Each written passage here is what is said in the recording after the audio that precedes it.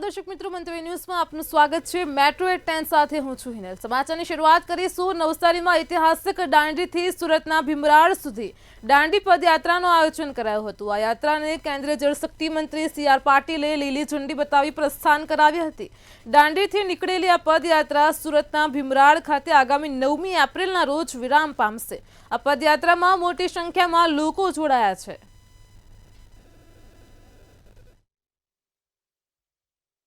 આજે જે પ્રોગ્રામ છે બસ અહીંથી અમારી પદયાત્રા છે અને એ પદયાત્રા અહીંથી શરૂ થઈ આદરણીય મંત્રી શ્રી CR પાટીલ સાહેબે લીલી ઝંડી બતાવી અહીંથી પ્રસ્થાન કરી છે।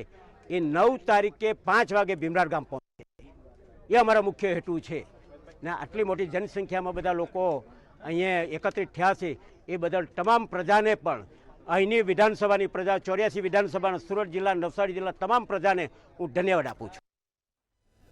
અમદાવાદના નિકોલમાં VHP દ્વારા શોભાયાત્રા કાઢવામાં આવી હતી। વિવાદાસ્પદ ટેબલો પોલીસને ન નીકળવા દેતા પોલીસ અને કાર્યકરો વચ્ચે શાબ્દિક બબાલ થઈ। VHPના હોદ્દેદારો અને પોલીસના અધિકારીઓ અંતે સમાધાન કરતા શોભાયાત્રા આગળ વધી હતી। શું હતો સમગ્ર બબાલનો મામલો, જોઈએ ખાસ અહેવાલમાં। અમદાવાદના નિકોલમાં વિશ્વ હિન્દુ પરિષદ દ્વારા રામ જન્મ નિમિત્તે શોભાયાત્રા નીકાળવામાં આવી હતી। આ શોભાયાત્રા દરમિયાન તેમાં અમુક વિવાદાસ્પદ ટેબલો લગાવવામાં આવ્યા હતા, જેને લઈને આ ટેબલો પોલીસ દ્વારા હટાવવામાં આવતા વિવાદ સર્જાયો હતો। આ વિવાદને પગલે વિશ્વ હિન્દુ પરિષદ દ્વારા નિકોલ શુકન મોલ પાસે રસ્તા રોકવામાં આવ્યા હતા। આ મામલે કાર્યકરો અને પોલીસ વચ્ચે ઘર્ષણ સર્જાયું હતું। કાર્યકરોની માંગ હતી કે કોઈ પણ રીતે આ ટેબલો સાથે જ રેલી કાઢવામાં આવે। ટેબલોમાં કંઈ નહોતું કે રામનવમીના શોભાયાત્રા નિમિત્તે જ્યારે પબ્લિક આટલી બધી ભેગી થાય છે ત્યારે સમાજને અમને એક મેસેજ આપવા માટેનું અમે લવ જેહાદનું એક ટેબલું બનાવ્યું હતું કે જેમાં દીકરીના ટુકડા ટુકડા કરી દઈને જે એનું પૂતળામાં સ્વરૂપ આપ્યું હતું અને એના ટુકડા કરીને અને ફ્રીજમાં ને સૂટકેસમાં નાખીને જે એની સાથે કૃત્ય થાય છે તેવું અમે એક ગુડ મેસેજ સમાજને મળે, આપણા હિન્દુ ધર્મને મળે અને આપણી બેન દીકરીઓને મળે, એના જ એક વિચારથી એક સારા ઉદ્દેશ્યથી અમે આ ટેબલું બનાવ્યું હતું। આજે રામનવમીના દિવસે જેમ અયોધ્યામાં રામના નામે અમે લોકો આખા હિન્દુ સમાજને ભારતમાં એકત્ર કર્યો, એમ આજે રામની જે શોભાયાત્રા છે ભગવાન રામની એ કાઢી અને અમે નીકળ્યા હતા। એમાં વિશ્વ હિન્દુ પરિષદના હિન્દુઓને જાગૃત કરવાના 20 વિષયો છે, એમાંનો એક વિષય લવ જેહાદ છે અને એ લવ જેહાદનો ટેબલો બનાવીને અમે નીકળ્યા હતા। અહીંયા આગળ સુધી ટેબલો અમારી સાથે હતો અને શી ખબર પોલીસને શું નડ્યું તો એણે ટેબલો ખસેડાવી લીધો। તો આ જે ટેબલા દ્વારા જે હિન્દુ અમારી બેન દીકરીઓ જે છે એ બધી જાગૃત કરવાનું અમારું કામ હતું। પોલીસ અને VHP કાર્યકરો વચ્ચે થયેલી આ બબાલ 2 થી 3 કલાક સુધી ચાલી હતી, જે બાદ પોલીસ અને VHPના મોટા નેતાઓએ સમાધાન ભર્યું વલણ અપનાવ્યું હતું। આ સમાધાન બાદ રેલીને ફરી તેના રૂટ પર શરૂ કરવામાં આવી હતી।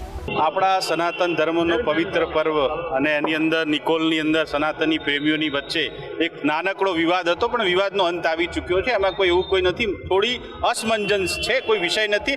લવ જિહાદનો મુદ્દો છે એ તો ચલો પ્રકાશિત થવાનો જ છે આના માધ્યમથી, પણ જે પોલીસ અધિકારી અને આપણા કાર્યકર્તાની વચ્ચે થોડી મૂંઝવણ થઈ છે, પણ એનો રસ્તો પણ નીકળી ગયો છે અને વિશ્વ હિન્દુ પરિષદે બહુ સરસ આયોજન કર્યું હતું અહીંયા અને અહીંયાની જનતા વિશ્વ હિન્દુ પરિષદની સાથે કંધાથી કંધો મલાવીને ચાલી રહી છે। આ વિશ્વ હિન્દુ પરિષદની રામનવમીની શોભાયાત્રા હતી, એટલે આમાં કોઈ રામજીમાં કોઈ મધ્યસ્થી થાય નહીં યાત્રામાં, એટલે એક નાનો સો વિવાદ હતો ટેબલનો અને એ ટેબલનો વિવાદ અમે આપસમાં જ સોલ્વ કરી દીધો અને યાત્રા પ્રસ્થાન કરી દીધી। ના, ટેબલો મંદિર જ છે, ટેબલ મંદિરે છે અને તોથી પણ હવે એ ટેબલ જતું રહેશે। અને અમારું તો લવ જેહાદના સંદર્ભમાં હતું, અમારું લવ જેહાદનું આંદોલન આખું વર્ષ ચાલે છે। પોલીસે હથિયારો અને અમુક વિવાદાસ્પદ ટેબલો હટાવીને રેલીને ફરી પ્રસ્થાન કરાવ્યું હતું। ભગવાન રામની શોભાયાત્રામાં થયેલા આ 2-3 કલાકની બબાલ બાદ શાંતિપૂર્ણ રીતે શોભાયાત્રા પૂર્ણ થઈ હતી। મેહુલ દુધરેજા, મંતવ્ય ન્યૂઝ, અમદાવાદ।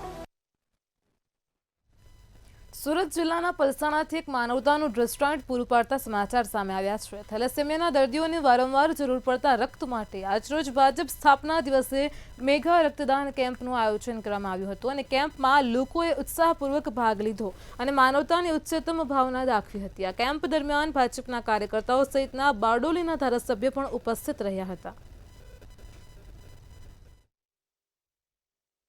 થેલેસેમિયા રોગ એક આનુવંશિક એટલે વારસાગત રોગ છે, જેમાં જે રક્તકણો નિર્માણ થવાની પ્રક્રિયા હોય એ પ્રક્રિયા એકદમ ધીમી હોય છે, જેને લઈને એને વારંવાર લોહીની કમી અનુભવતી હોય છે અને વારંવાર લોહીની જરૂરિયાત પડતી હોય છે. ઉપચાર માટે ફક્ત એક જ ઉપાય છે કે જ્યારે ગર્ભધારણ થાય મહિલાને ત્યારે જ એની તપાસ થવી જોઈએ, અને એમાં પોઝિટિવ આવે તો એની એક પ્રક્રિયા દ્વારા જ જે ગર્ભ હોય એ બાળકોનું મતલબમાં ડિલિવરી થાય તો એ એક પ્રક્રિયા થ્રુ જે ડિલિવરી થાય વ્યવસ્થિત તે બાળકને આ ગંભીર બીમારીથી આપણે બચાવી શકીએ. આ શિબિરનું આયોજન કરવા પાછળ મુખ્ય હેતુ એ છે કે અમારા ચલથાણ ગામમાં 2 થેલેસેમિયા મેજર બાળકો છે. થેલેસેમિયા એક એવી ગંભીર બીમારી છે જે બીમારી કોઈ રોગચાળાથી ફેલાતી બીમારી નથી કે આ કોઈ એ બીમારી નથી. આ બીમારી વંશીય પરંપરાગત રીતે આવતી એક બીમારી છે, જેમાં હસબન્ડ અને વાઈફ બંને માઇનોર હોય તો એ છોકરો થેલેસેમિયા મેજર થાય છે. તો એની પાસે અમે મુખ્ય હેતુ અમે આજે રક્તદાન શિબિરનું આયોજન કર્યું છે. અને સમગ્ર ભારતીય જનતા પાર્ટી પરિવાર અને ચલથાણ યુવક મંડળ પરિવાર અને સમગ્ર ચલથાણ ગામ પરિવારને હું સૌ પ્રથમ તો ખૂબ ખૂબ શુભકામનાઓ પાઠવું છું કે જેમનો આજનો 250 જેટલી બોટલ રક્તદાનની બોટલનો જે લક્ષ્યાંક છે એ પૈકી લગભગ 120 જેટલી બોટલો આ માત્ર 2.5 કલાકની અંદર રક્તદાન મેળવ્યું છે. ત્યારે રક્તદાતાઓને પણ હું ખૂબ ખૂબ શુભકામનાઓ પાઠવું છું. રાજ્યમાં કાળઝાળ ગરમીનો પ્રકોપ વધી રહ્યો છે. તાપમાનનો પારો 44 ડિગ્રીએ પહોંચ્યો હતો. 12 જિલ્લામાં તાપમાન 40 ડિગ્રીને પાર પહોંચ્યું હતું. તો રાજ્યના કેટલાક જિલ્લાઓમાં યલો એલર્ટ અપાયું છે. બીજી તરફ કંડલામાં સૌથી વધુ તાપમાન 44 ડિગ્રી તેમજ કચ્છમાં હીટવેવનું રેડ એલર્ટ અપાયું હતું.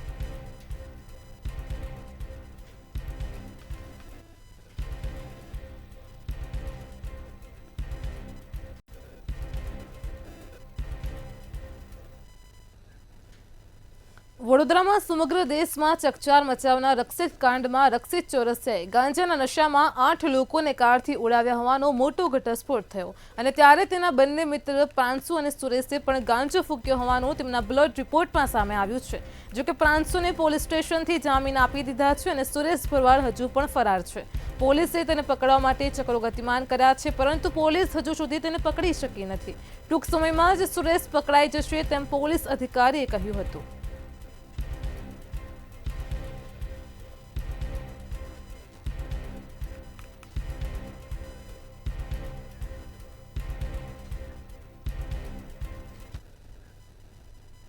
અમદાવાદ શહેરના ચાંદલોડિયામાં આવેલા પ્રધાનમંત્રી આવાસ યોજના હેઠળ કેટલાક આવાસ તૈયાર કરવામાં આવ્યા છે. મકાન પેટે માત્ર 50,000 રૂપિયા લઈને બનાવટી પ્રેઝન્સ લેટર આપી છેતરપિંડી આચરી હોવાની પણ ઘટના પ્રકાશમાં આવી છે. શું છે આ સમગ્ર મામલો, જોઈએ ખાસ અહેવાલમાં. અમદાવાદમાં મકાનો માત્ર 50,000 રૂપિયા લઈને બોગસ દસ્તાવેજનું કૌભાંડ સામે આવ્યું છે, જેમાં ગરીબો પાસેથી મકાનના નામે પૈસા લઈ પોઝેશન લેટર આપી દેવાયા અને અમુક લોકો તો રહેવા પણ જતા રહ્યા હતા. જો કે આ સપનું પૂરું કરવાની હોડમાં અનેક વાર ગરીબો છેતરાઈ પણ જાય છે. ચાંદલોડિયા વિસ્તારમાં અમદાવાદ મ્યુનિસિપલ કોર્પોરેશન દ્વારા થોડા સમય પહેલા આવાસ યોજનાના મકાનો બનાવવામાં આવ્યા હતા, જેમાં કુલ 1,736 આવાસ પૈકી 1,372 આવાસ યોજના લાભાર્થીઓને ફાળવી તેમને પોઝેશન લેટર પણ એએમસી દ્વારા આપી દેવાયા છે, જેમાં બાકી રહેલા 364 આવાસના મકાનો બારોબાર ગરીબોને વેચી નાખવાના ઈરાદે 3 શખ્સોએ મકાન દીઠ 50,000 રૂપિયા ટોકન લઈ પોઝેશન લેટર આપી દીધા હતા. તો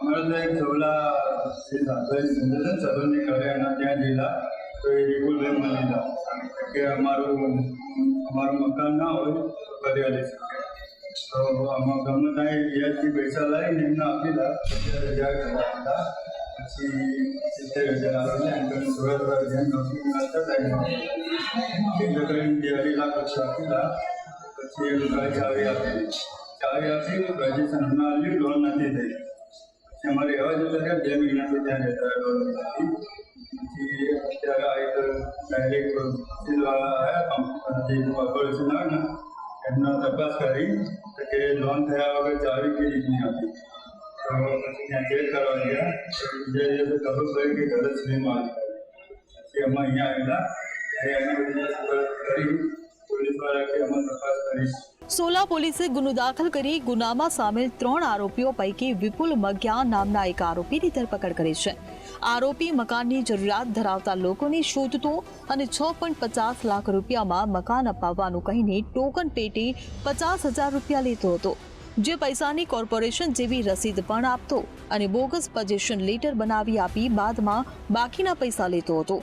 આ રીતે તેણે અત્યાર સુધીમાં 21 બોગસ પોઝિશન લેટર બનાવીને ભોગ બનનારાઓ સાથે ઠગાઈ આચરી હોવાની હકીકત સામે આવી છે. ગઈ તારીખ 4/4/2025ના રોજ એએમસીમાં નોકરી કરતા અમિતભાઈ ઠાકોર કે જેઓ ટાઉન ડેવલપમેન્ટ ઇન્સ્પેક્ટર તરીકે ફરજ બજાવે છે, તેઓ સોલા પોલીસ સ્ટેશનમાં આવી અને એક હકીકત જાહેર કરતા હોય ચાંદોલિયા વોર્ડમાં ફાઇનલ પ્લોટ 137માં કેટલાક કિસ્સાઓ દ્વારા ખોટી રીતે પોઝિશન આપી દેવામાં આવે છે, જે હકીકત જાહેર કરતા સોલા પોલીસ સ્ટેશને તેમની ફરિયાદ દાખલ કરી અને હાલ આગળની તપાસ ચલાવી રહેલ છે. આરોપીની તપાસ કરતા તેની સાથે આ ગેંગમાં સૈયદ અને શુક્લા નામનો વ્યક્તિ સામે હોવાનો ખુલાસો થયો છે. ઝડપાયેલો વિપુલ મકિયા પોતે વીમા એજન્ટ છે, જેથી તેના અનેક લોકો સાથે પરિચય હોવાથી તે મકાન ખરીદનાર ગ્રાહક લઈ આવતો હતો અને તેઓની પાસેથી 50,000 રૂપિયા મેળવતો હતો, જે બાદ સૈયદ અને શુક્લા નામના આરોપી પૈસા આપનાર વ્યક્તિના નામનું પોઝિશન લેટર, મકાન ફાળવણી પત્ર અને રૂપિયા મળ્યાની કોર્પોરેશનના બનાવટી સહી સિક્કાવાળી રસીદ આપતો હતો. જો કે આ ગેંગના આરોપીઓને આવાસ યોજનાની સ્કીમમાં કયા મકાનો ખાલી છે, ત્યારે સોલા પોલીસ એક આરોપીની ધરપકડ કરીને વધુ તપાસ હાથ ધરી રહી છે. સુમન ઠાકોર, મંતવ્ય ન્યૂઝ, અમદાવાદ. ભાવનગરથી મહત્વના સમાચાર મળી રહ્યા છે. ભાવનગરમાં એક જ સમાજના લોકો વચ્ચે જૂથ અથડામણનો મામલો પ્રકાશમાં આવ્યો તો એક જ સમાજના લોકો વચ્ચે જૂથ અથડામણ થઈ. ભાવનગરથી આ સમાચાર છે. એક જ સમાજના લોકો વલભીપુર તાલુકાના દાત્રિયા ગામની ઘટના છે કે એમાં એક સમાજના લોકો વચ્ચે જૂથ અથડામણનો મામલો બન્યો. જૂની અદાવતને લઈને મામલો વધુ ઉગ્ર બન્યો હતો. ભાવનગરથી આ દ્રશ્ય પ્રકાશમાં આવ્યા છે. સામસામે ધોકા અને તીક્ષ્ણ હથિયાર વડે મારામારી કરી હતી. ઈજાગ્રસ્તોને સારવાર માટે હોસ્પિટલ ખસેડ્યા. જૂથ અથડામણમાં કુલ 7 લોકો ઈજાગ્રસ્ત થયા હોવાની પ્રાથમિક માહિતી મળી છે. તો ભાવનગરથી આ સમાચાર છે. 108 મારફતે સામૂહિક આરોગ્ય કેન્દ્ર તમામ ઈજાગ્રસ્તોને ખસેડવામાં આવ્યા. બંને પક્ષ દેવીપૂજક સમાજના હોવાનું પણ સામે આવ્યું છે. બંને પક્ષે સામસામે જૂથ અથડામણ થઈ, મારામારી થઈ. જૂની અદાવતને લઈને મામલો વધુ ઉગ્ર બનતા 7થી વધારે લોકો પણ ઈજાગ્રસ્ત થયા.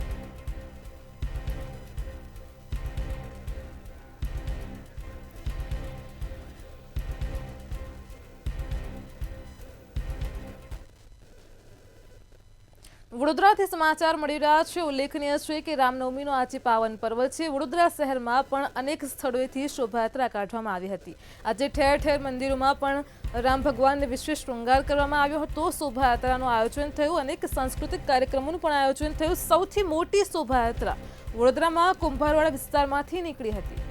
ચુસ્ત પોલીસ બંદોબસ્ત સાથે શોભાયાત્રા કાઢવામાં આવી હતી. મોટી સંખ્યામાં રામ ભક્તો જોડાયા હતા. રાજકીય અગ્રણીઓ પણ શ્રીરામની આરતી ઉતારતા જોવા મળ્યા હતા. અદ્ભુત શૃંગાર ભગવાનને કરવામાં આવ્યો હતો. વાતાવરણ ડહોળાય નહીં તેના માટે પોલીસનો પણ ચુસ્ત બંદોબસ્ત ગોઠવાયો હતો. વડોદરામાં સૌથી મોટી શોભાયાત્રા કુંભારવાડા વિસ્તારમાં નીકળી. પોલીસ વિભાગે આ શોભાયાત્રાને લઈને ચુસ્ત પોલીસ બંદોબસ્ત પણ ગોઠવ્યો હતો. બોડીવોર્ન કેમેરા સાથે સજ્જ પોલીસ કર્મીઓ પણ આ શોભાયાત્રામાં જોવા મળ્યા હતા.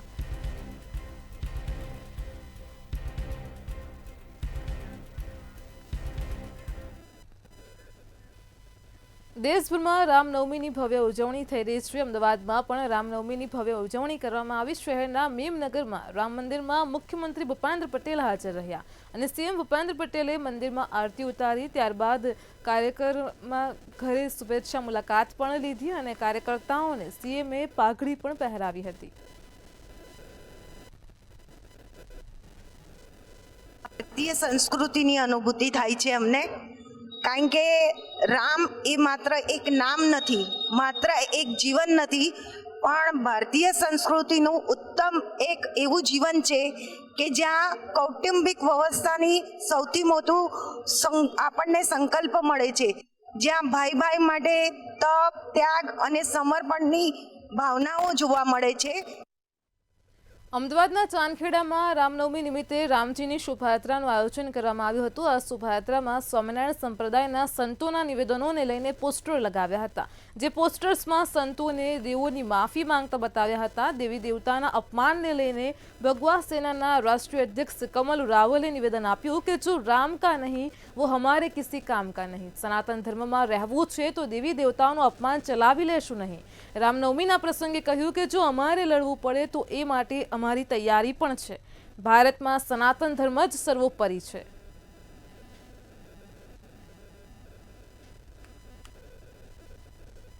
ભગવાન રામનો જન્મ છે અને તમામ ભારતીયોમાં ખુશીનો માહોલ છે. રથયાત્રાઓ નીકળી રહી, શોભાયાત્રાઓ નીકળી રહી છે, પરંતુ આ શોભાયાત્રા કંઈક અલગ છે. કારણ કે જે પ્રમાણે ભગવાન, તમામ ભગવાનનું જે સ્વામિનારાયણ સંપ્રદાયના અમુક જે સંતો છે તેના દ્વારા અભદ્ર ભાષાનો ઉપયોગ કરીને તેને નીચા દેખાડવાનો પ્રયાસ કર્યો, ત્યારે સનાતન ધર્મને સર્વોપરી જે હંમેશા વર્ષોથી માનવામાં આવી રહ્યા છે તેને નીચા દેખાડવાનો પ્રયાસ કર્યો. ત્યારે લોક જાગૃતિ માટે પોસ્ટર લગાવવામાં આવી રહ્યા છે. જે પ્રમાણે પોસ્ટર જે છે તેમાં માતાજી છે, શંકર ભગવાન છે, તમામ જે ભગવાન છે, સંતો જે છે, એમણે સંતોએ આ પ્રમાણે જે કરતૂતો કરે છે એના માટે તમે શું કહો? પહેલી વસ્તુ તો હું એક જ કહીશ કે ભારતની ભૂમિમાં રહો છો અને ભારતની ભૂમિ સનાતન ધર્મની ભૂમિમાં રહીને તમે રામ, પછી તમે દ્વારકાધીશ, માતાજી, પછી શિવ, આ બધા જ દેવી દેવતાઓનું તમે અપમાન કર્યું છે. તો કઈ રીતે ચલાવી લેવાનું? આ બહુ દુઃખદ વાત છે કે આપણે એક સનાતનની ભૂમિમાં રહીને આપણા જ સનાતન ધર્મને નીચું બતાવવાના પ્રયત્ન કરીએ તો એ કદાપી ચલાવી લેવામાં નહીં આવે. આ વિરોધ અત્યારે ખાલી બતાવવામાં આવ્યો છે. આ જ વિરોધ એમના મંદિરે જઈને પણ કરવાની ક્ષમતા આપણે રાખીએ છીએ ને જઈ પણ શકીએ છીએ. અચ્છા, પુસ્તકોમાં જે પ્રમાણે લખાણ લખીમાં એટલે વર્ષો પહેલાં જ લખવામાં આવ્યું છે, એનું તો વાંચન કરે છે, એટલે પુસ્તકો બાબતે તમારું શું કહેવાનું? પુસ્તકો તો એકચ્યુઅલી એમને ચિતરી નાખેલા છે, એમાં ભગવાનનું નીચું બતાવવામાં જ આવ્યું છે અને એ લોકો ઈચ્છે જ છે કે સનાતન ધર્મના દેવી દેવતાનું નીચું બતાવીને આપણા દેવી દેવતાઓનું ઉપર બતાવીને જે સમાજમાં મેસેજ ખોટો મોકલી રહ્યા છે એ દુર્ભાગ્યપૂર્ણ છે. આ સનાતન ધર્મ કોઈ દિવસ ચલાવી નહીં લે ને અમે એમને કીધેલું બી છે. વડતાલ જવાની બી તૈયારીઓ આપણી છે. અગર 9 તારીખ સુધીમાં હજી પણ એ સમજે ને લિખિતમાં આવી રીતે બાંયધરી કે અમે આ પુસ્તકો નષ્ટ કરીશું તો પછી આ વિવાદ થમશે, બાકી વિવાદ થમશે નહીં. ભગવાન રામનો જન્મ અને સાથે મોટી સંખ્યામાં ભાઈ ભક્તો જોડાય છે. આ રીતની જે વાણી વિલાસ કેટલો યોગ્ય માનો છો તમે? જે સનાતન ધર્મને નીચું બતાડીને પોતાનું ઊંચું બતાવવાનો પ્રયત્ન કરે છે એ તો અક્ષમ્ય છે. ભગવાન રામે અને હિન્દુ સમાજે જે અધર્મી લોકો હતા એનો પણ નાશ કર્યો હતો. તો આવા સનાતનની અંદર ફાટફૂટ કરનારા તત્વોને જવાબ આપવાનું કામ હિન્દુ સમાજ કરશે. હજુ પણ સમય છે. જગતગુરુ શંકરાચાર્યજી જોડે જઈને માફી માગી લે. આ હિન્દુ સમાજ સનાતન ધર્મ એ શંકરાચાર્યજીને માને છે તો શંકરાચાર્યજી સાથે જઈ અને માફી માગી લે, અથવા સંવાદ કરે, અથવા તેમના જે વડા છે એ આ લોકોને બરતરફ કરે, તો જ આ હિન્દુ સમાજ માફી આપી શકે એમ છે. નહીંતર આ લોકોને તો ચમત્કાર બતાવવો પડે એવું જ છે, એવું મને લાગી રહ્યું છે. અને થશે ને થશે જ. એટલે કે એક પ્રકારે જ્યારે સંતો દ્વારા આ રીતના જે ટિપ્પણીઓ કરવામાં આવે છે ત્યારે આ શોભાયાત્રાની અંદર પોસ્ટરો લખીને લોકોને જાગૃત કરવાનો એક પ્રયાસ જે છે તે કરવામાં આવી રહ્યો છે. કેતન શ્રીમાળી સાથે મીર દુધરેજિયા, મંતવ્ય ન્યૂઝ, અમદાવાદ. સુરત જિલ્લામાં ચલથાણ ગામ ખાતે રામનવમીની ભવ્ય ઉજવણી કરવામાં આવી હતી. ચંચેશ્વર મહાદેવના પવિત્ર મંદિરમાંથી ભવ્ય શોભાયાત્રા નીકળી હતી. યુવાનો, વૃદ્ધો અને બાળકો સહિત મોટી સંખ્યામાં રામ ભક્તો ઉમટી પડ્યા હતા. ભક્તો હાથમાં ભગવાન રામના ધ્વજ લહેરાવતા ડીજેના તાલે જય જય શ્રી રામના નારાઓ સાથે આ સમગ્ર વાતાવરણ રામમય બની ગયું હતું. સમસ્ત હિન્દુ સમાજ દ્વારા રામનવમી નિમિત્તે એક મોટી વિશાળ શોભાયાત્રાનું ચલથાણ ચંચળ મહાદેવ મંદિરથી કડોદરા હનુમાનજી મંદિર સુધીની વિશાળ શોભાયાત્રાનું આયોજન કરવામાં આવેલ છે. જેમાં અત્યારે હાલ કડોદરા 4 રસ્તા શિવાજી ચોક ખાતે આ શોભાયાત્રાનું એક મોટું સ્વાગત થવાનું છે અને ત્યારબાદ અહીંયા શ્રી રામચંદ્ર ભગવાનની આરતી કરી અને ત્યારબાદ હનુમાનજી મંદિરે આ કાર્યક્રમની પૂર્ણાહુતિ કરવામાં આવશે. અમદાવાદમાં વિવિધ મંદિરોમાં રામનવમીને લઈને ભવ્ય ઉજવણી કરાઈ છે. શહેરમાં વિશ્વ હિન્દુ પરિષદ અને બજરંગ દળ દ્વારા 7 કિલોમીટર લાંબી ભવ્ય શોભાયાત્રાનું આયોજન કરાયું હતું. આ શોભાયાત્રાનું સરયુ મંદિર પ્રેમ દરવાજાથી પ્રસ્થાન કરાયું હતું. ડીજેના તાલે વાજતે ગાજતે શોભાયાત્રા નિર્ધારિત રૂટ પર ફરી હતી. પ્રેમ દરવાજા, દરિયાપુર, શાહપુર તેમજ અલગ અલગ વિસ્તારમાં થઈને કુલ 7 કિલોમીટરના વિસ્તારમાં આ શોભાયાત્રા નીકળી હતી.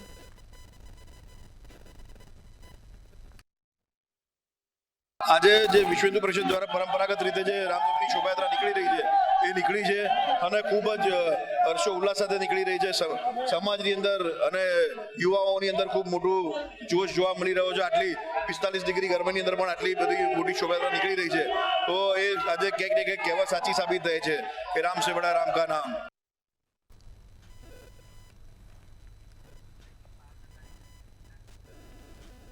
ભાવનગરથી મહત્વના સમાચાર મળી રહ્યા છે. કેન્દ્રીય રાજ્યમંત્રી રાષ્ટ્રપતિ સાથે વિદેશ પ્રવાસ પર જશે. આજે સમાચાર છે ભાવનગરથી છે. ભાવનગરથી મહત્વના સમાચાર છે, જે વિગતો છે. કેન્દ્રીય રાજ્યમંત્રી રાષ્ટ્રપતિ સાથે જશે વિદેશ યાત્રા પર.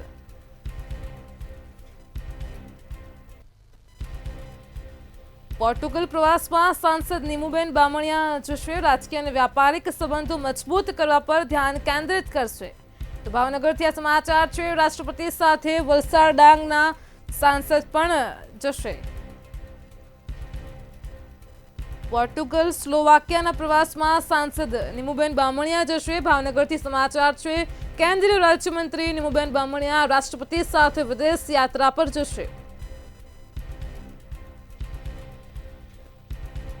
પોર્ટુગલ પ્રવાસમાં સાંસદ નીમુબેન બામણિયા જશે. રાજકીય અને વ્યાપારિક સંબંધો મજબૂત કરવા પર ધ્યાન કેન્દ્રિત કરશે. તો રાષ્ટ્રપતિ સાથે વલસાડ ડાંગના સાંસદ પણ જશે. આ પ્રવાસમાં વલસાડ ડાંગના સાંસદ પણ જશે. ધવલ પટેલ પણ તેમાં જોડાશે. સાથે જ કેન્દ્રીય રાજ્યમંત્રી નીમુબેન બામણિયા પણ જશે. તો ભાવનગરથી આ સમાચાર છે. કેન્દ્રીય રાજ્યમંત્રી રાષ્ટ્રપતિ સાથે વિદેશ યાત્રા પર જશે.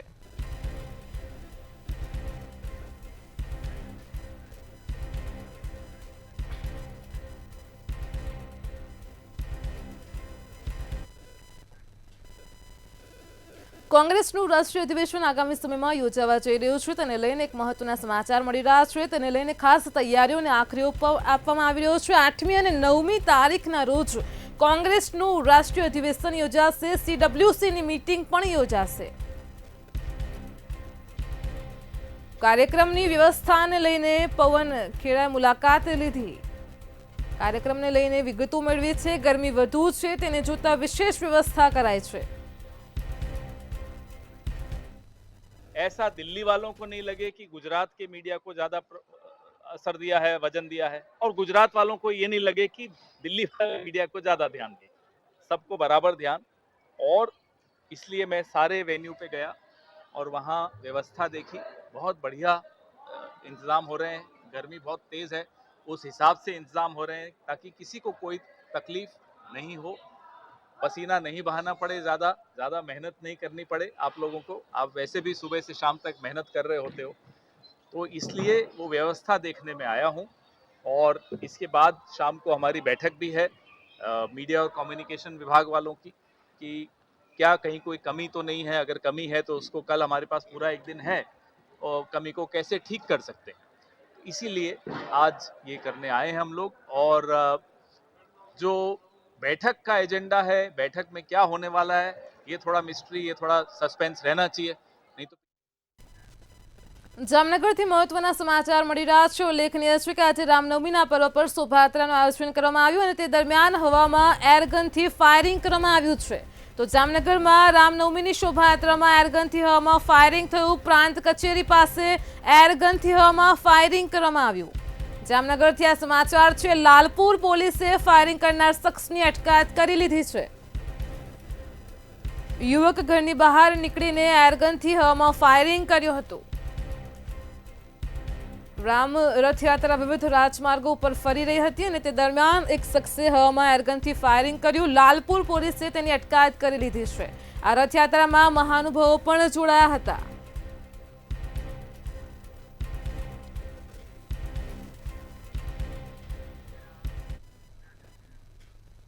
મેટ્રો 10 માં હાલ આટલું જ. પડે પણની અપડેટ મેળવો માત્ર મંતવ્ય ન્યૂઝ પર. નમસ્કાર.